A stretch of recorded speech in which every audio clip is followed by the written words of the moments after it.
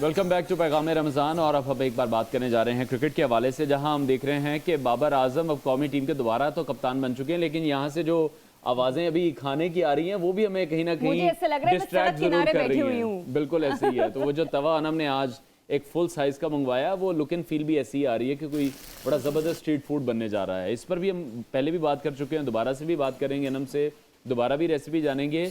लेकिन अभी कौमी टीम की जो रेसिपी चेंज हुई है उस पर थोड़ी सी बात कर लेते हैं। जो कौमी टीम की क़यादत तब्दील की गई है, क्योंकि उसके बाद जो तबसरों का सिलसिला है वो शुरू हो गया है। पहले जो लोग कह रहे थे कि बाबर को कप्तान होना चाहिए था, नहीं हटाना चाहिए था, अब वो शाहीन शाह अफरीदी के सपोर्ट में सामने आ रहे हैं। शान मसूद कह रहे हैं कि बोर्ड में एक नया सेटअप आया है, नई सिलेक्शन कमेटी है, उनके पास भी कोई ना कोई मंसूबा ज़रूर होगा। इसीलिए अब ये सोचा जा रहा है कि शाहीन को आराम करवाया जाए, उनका जो वर्कलोड है उसको मैनेज करने की कोशिश की जा रही है। बिल्कुल, क्योंकि गुज़िश्ता बरस नसीम शाह को वर्ल्ड कप से पहले इंजरी ने घेर लिया था, जिसका पाकिस्तान को नुकसान उठाना पड़ा।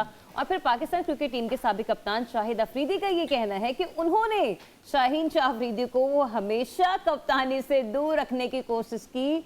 और दूसरी जानिब ये बड़ी अजीब बात है कि अगर अफरीदी को नहीं समझा पा रहे तो फिर कौन समझाएगा। दूसरी जानिब एहसानुल्लाह का मामला है कि कौमी टीम के फास्ट बॉलर एहसानुल्लाह की इंजरी से मुतालिक गलत तशखीस पर चेयरमैन पाकिस्तान क्रिकेट बोर्ड खासे बरहम हो गए हैं। एक सीनियर डॉक्टर समेत बिल्कुल पीसीबी हुकाम ने इब्तदाई तौर पर उनकी गलत तशखीस की और गलत सर्जरी हुई, जिसके नतीजे में क्रिकेटर मेगा इवेंट्स और सीरीज से बाहर हो गए। इसमें सिर्फ हम लोग कौमी क्रिकेट टीम का ही ना सोचे, एक शख्सियत के एतबार से भी सोचा जाए तो बिल्कुल ऐसे ही है। और ये जिस तरह से तशखीस की गई है और फिर सर्जरी भी कर दी गई है, ये एक बहुत बड़ी गलती है, बहुत बड़ी कोताही है। इसका अजाला अब किस तरह से होगा, क्या किसी की सर्जरी से होगा या किसी को सिर्फ टीम से निकाल के होगा, ये देखना कि अब इस पर क्या डिसीजन लिया जाता है।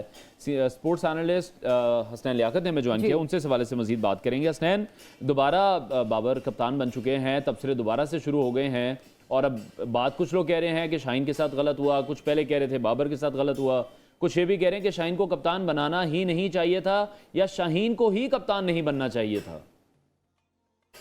देखिए अनवार, सबसे पहले तो मैं उन लोगों के हवाले से बात करूंगा जो कहते हैं कि शाहीन को कप्तान तो बनना ही नहीं चाहिए था। जिस तरह शाहीन अफरीदी ने कहा कि मैं तो चाहता ही नहीं था कि शाहीन अफरीदी कप्तान बनते। तो ये कुछ सोचने वाली बात है कि शाहिद अफरीदी, उनके दामाद शाहीन शाह अफरीदी उनके कहे बगैर कप्तान बन गए और तकरीबन वो एक सीरीज के लिए ओवरऑल उनका जो टेन्योर है वो तकरीबन 2 से 3 महीने रहा। तो ये बड़ी एक मुज़ायका खेज बात है। बेसिकली मेरा जो पॉइंट ऑफ व्यू है वो पहले दिन से यही है कि जब आपने शाहीन शाह अफरीदी को कप्तान लगाया था तो उसको तकरीबन आप T20 वर्ल्ड कप तक देते, उसके बाद आप देख लेते कि क्या कुछ हुआ है क्या कुछ नहीं हुआ। दूसरी तरफ आपने बाबर आजम को फिर शायद पहली गलत हटाया था, फिर आपने एकदम हटा दिया उनको वर्ल्ड कप की हार के बाद कि एकदम से आप शाहीन शाह अफरीदी को वापस ले आए। फिर आपको 5 मैचेस के बाद याद आया कि बाबर आजम एक अच्छे कप्तान है, उनको वापस रखते। लेकिन मसला ये है कि देखें, Babar Azam as a batsman ना अनवार, जब भी मैं आपसे बात होती है फेवरेट है मेरे, लेकिन as a captain Babar Azam कोई इतने ज्यादा अच्छे कप्तान साबित नहीं हुए। अगर बात की जाए इवेंट्स की तो 2 world test champion Babar Azam हार चुके हैं, 2 T20 world cup Babar Azam हार चुके हैं, 2 एशिया कप बाबर आजम हार चुके हैं। इसके अलावा क्रिकेट वर्ल्ड कप में जो हालात थे पाकिस्तान क्रिकेट टीम के में, और आप बैठ के यहाँ पे पाकिस्तान क्रिकेट टीम के हवाले से बात भी करते थे और रोज ही रोते थे कि हमारी टीम क्या कर रही है।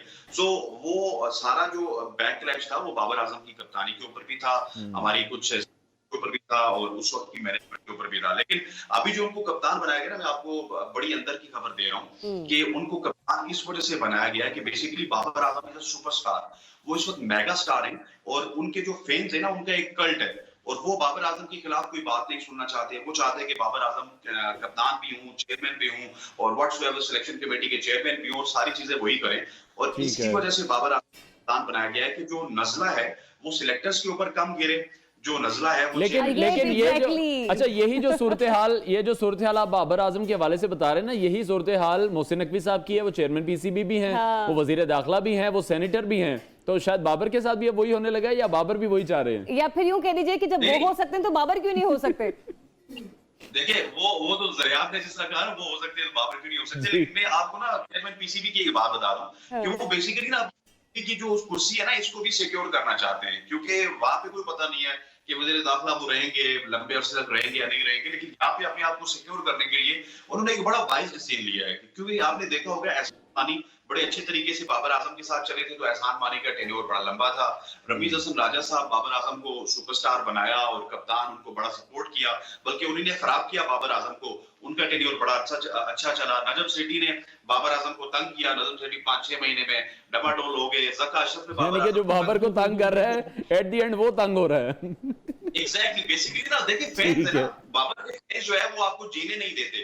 तो इस वजह से चेयरमैन पीसीबी ने ये कहा कि कम से कम 4-5 महीने अपने सिक्योर कर लिए जाएं, और वर्ल्ड कप में अगर हम हार गए एक दफा फिर, तो उसका इल्जाम बाबर आजम पे चला जाएगा और हम जो है वो तो यूं कह लीजिए कि हसनैन जिन्हें बाबर ने सताया उन्हें डेजिग्नेशन को आया। ये भी है क्योंकि इस वक्त जो है ना बाबर आजम, वो मेरे ख्याल से पाकिस्तान क्रिकेट बोर्ड के लिए ना माई बापू का किरदार अदा कर रहे हैं।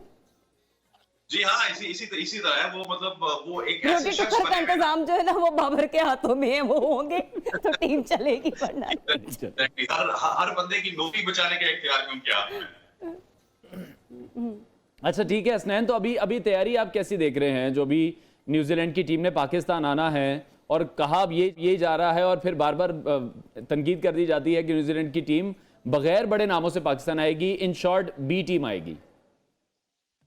देखिए, ये बड़ा अनफॉर्चुनेट है अनवार कि आप जब न्यूजीलैंड में जाते हैं तो आप अपनी फुल फ्रेश टीम के साथ जाते हैं, और बल्कि वहां पे जाके आप अपने 2-3 प्लेयर्स को इंजर होते हुए वापस देखते हैं कि आपके मेन प्लेयर इंजर हो गए क्योंकि आपने मेन स्ट्रेंथ के साथ जाते। लेकिन मैं आपको एक चीज याद दिलवाता चलूं कि जब हम यहाँ से न्यूजीलैंड गए थे तो उनके जो 5-6 सुपरस्टार प्लेयर्स थे ना, उनके आगे नाम लिखा हुआ था कि ये जो है ये 5 मैचेस में से इतने मैच खेलेंगे और इतने मैच नहीं खेलेंगे, और वहां पे भी उनको रेस्ट दी गई। और आप देखिए कि यहाँ पे वो तमाम तर प्लेयर्स आईपीएल में बिजी हैं, और तकरीबन 3 से 4 प्लेयर्स ऐसे हैं जिनको मैं जानता हूँ, जो कि क्रिकेट कवर करता हूँ, जिसमें फिन एलन है और जिसमें ब्रेसवेल हैं, टिम साइफर्ड हैं, ये 2-3 नाम हैं, या ईश सोदी हैं, ये 4 नाम हैं जिनको मैं जानता हूँ। बाकी तमाम के तमाम उनके नए लड़के पाकिस्तान के खिलाफ खेले। पिछली दफा भी उनके नए लड़के खेले थे। जब कॉनवाई आए थे तो कॉनवाई को कोई नहीं जानता था, फिर रचिन रवीना यहाँ पे आए, उनको कोई नहीं जानता था, उसके बाद वो हीरो बन गए। तो बेसिकली न्यूजीलैंड को भी पता चल गया कि पाकिस्तान के पास तो खाली होती है, पाकिस्तान ने आईपीएल तो खेली नहीं होती, तो क्यों ना हम अपनी एक बी टीम को तैयार करें हर दफा, या सी टीम को तैयार करें। जो प्लेयर्स हमारे आईपीएल में बिजी हों उनको आईपीएल में बिजी रहने दिया जाए, और उसके बाद सी टीम जो है पाकिस्तान भेजी जाए। उसका पाकिस्तान क्रिकेट को बहुत नुकसान होता है। अब बाबर आजम नए कप्तान बने, लेट्स सपोज अगर हम सीरीज जो है वो 5-0 से जीत गया, 4-0 से, जो कि हमने अल्टीमेटली जीतनी है, उसमें बड़ी वाह हो जाए। हमारी जो प्रिपरेशन है जी, हम बड़े वर्ल्ड कप के लिए तैयार हैं, बड़ा ये है हमारा। लेकिन उसके बाद जो ही हम आयरलैंड के बाद इंग्लैंड में जाएंगे, इंग्लैंड के खिलाफ सीरीज खेलेंगे, तो वहां पे हमें अपने लूप होल नजर आएंगे, वर्ल्ड कप में हमें लूप होल। इस तरह की सीरीज जो है पाकिस्तान क्रिकेट के लिए बड़ी खतरनाक है। सही। अच्छा हसनैन, एक और अहम मामला क्रिकेटर एहसानुल्लाह के हवाले से ये बताएगा, जो कुछ भी उनके साथ हुआ, क्या लग रहा है आपको इस मामले में है जिम्मेदार कौन, और क्या उनकी फ्रेंचाइज जो है मुल्तान सुल्तान उनके इलाज की अखराजात उठा रही है इस वक्त?